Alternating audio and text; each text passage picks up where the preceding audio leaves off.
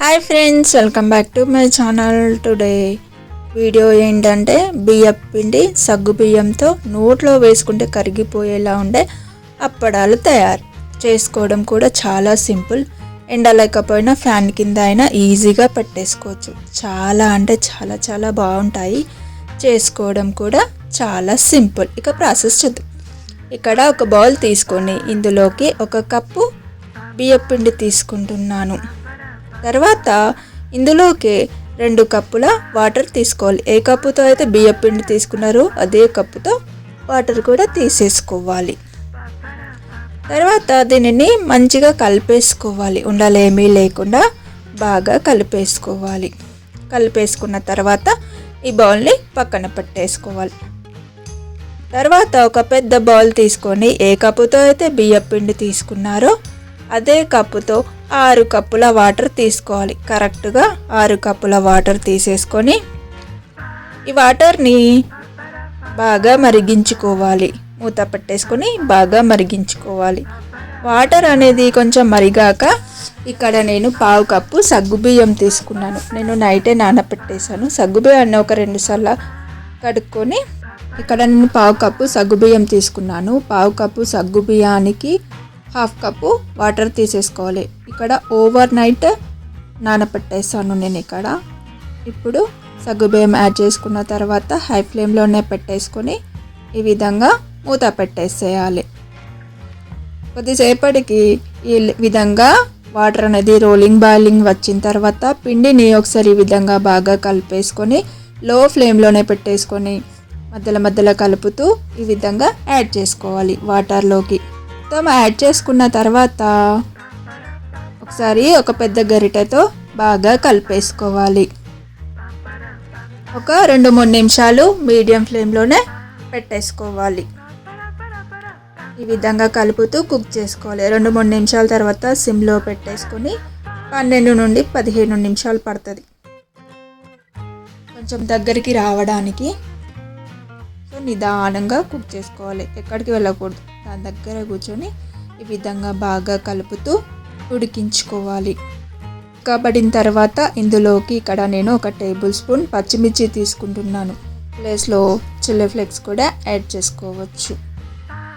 అలాగే నేను ఇక్కడ జీలకర్ర యాడ్ చేస్తున్నాను. 1 టేబుల్ స్పూన్ జీలకర్ర కూడా యాడ్ చేసుకొని ఇప్పుడు సాల్ట్ తీసుకోవాలి. రుచికి సరిపడా తీసుకోవద్దు, టేస్ట్ కన్నా కొంచెం తక్కువనే తీసుకోవాలి. ఎక్కువ రుచికి సరిపడా సాల్ట్ తీసుకుంటే అప్పడాలు అనేది ఎండాక మొత్తం ఉప్పు ఉంటుంది కాబట్టి తక్కువగా తీసుకోవాలి. ఇవన్నీ యాడ్ చేసుకున్న తర్వాత ఒక 2-3 నిమిషాలు ఈ విధంగా కలుపుతూ కుక్ చేసుకుంటే రెడీ అయిపోతుంది, అంతే. స్టవ్ ఆఫ్ చేసేసుకొని ఒకసారి ఈ విధంగా బాగా కలిపేసుకోవాలి. 5 నిమిషాలు పక్కన పెట్టేసుకోవాలి. తర్వాత ఒకసారి బాగా కలిపేసుకొని ఒక బౌల్లోకి తీసుకోవాలి. పెద్దదైతే కష్టం కదా పెట్టడం, అందుకే చిన్నది తీసేసుకోవాలి. ఇలా ఇక్కడ ఒక కాటన్ క్లాత్ తీసుకున్నాను. తడిపి వేసుకోవాలి క్లాత్ అయితే.